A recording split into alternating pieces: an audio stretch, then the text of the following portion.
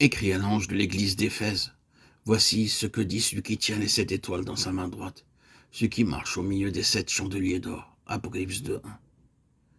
Le livre de l'Apocalypse contient un message particulier pour les derniers jours. Une bénédiction spéciale est promise à ceux qui écoutent et gardent les paroles de la prophétie. Apocalypse 22:7. Celui qui vaincra héritera ces choses. Apocalypse 21:7. Ce livre nous enseigne comment vaincre. Dans ce chapitre, le Seigneur Jésus est vu au milieu des églises. Matthieu 16:18. Le message de ce livre peut se diviser en 7 parties, chacune représentant une période de l'histoire. 7 messages sont donnés et chaque message se divise aussi en 7 parties. 7 titres sont donnés au Seigneur Jésus-Christ. Par cela, il se fait connaître cette église. Dans chaque église ou âge se fut la connaissance de celui dont le rôle duquel il se présente, qui permit aux vainqueurs de vaincre. La première période est illustrée par l'église d'Éphèse. Dans l'Apocalypse 2:1, parlant à l'ange de l'église d'Éphèse, Christ se présente comme celui qui tient les 7 étoiles dans sa main droite. Il se présente aussi à cette église comme celui qui marche au milieu des 7 chandeliers d'or. Il adresse un sérieux reproche à l'église. Tu as perdu ton premier amour. Je ne peux pas t'utiliser.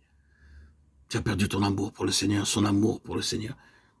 Sans cet amour, le Seigneur ne peut nous utiliser. La récompense promise à cette église est que Christ donnera à celui qui vaincra de manger de l'arbre de vie. Apocalypse 2:7.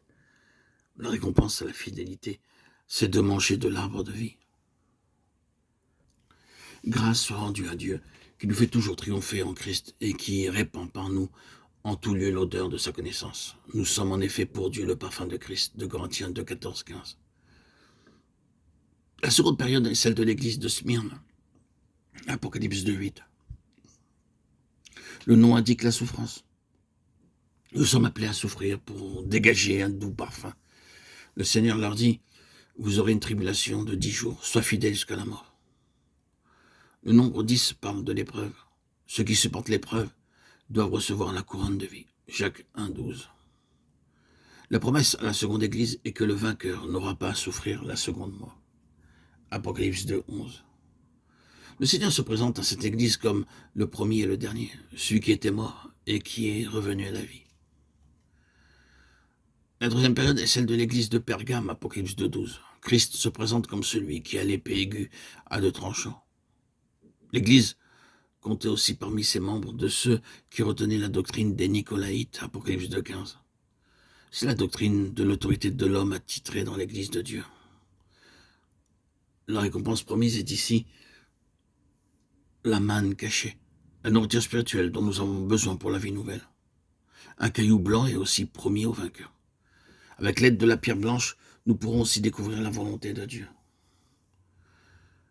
La quatrième période de l'histoire de l'Église est celle de l'Église de Thyatire, Apocalypse 2:18. Christ se présente comme le Fils de Dieu. Il dit, regardez mes yeux. Oserais-je, à moins que le péché dont le diable est la cause ne soit jugé, nous ne pouvons pas vaincre le diable. La récompense promise est l'étoile du matin. Apocalypse 2:28.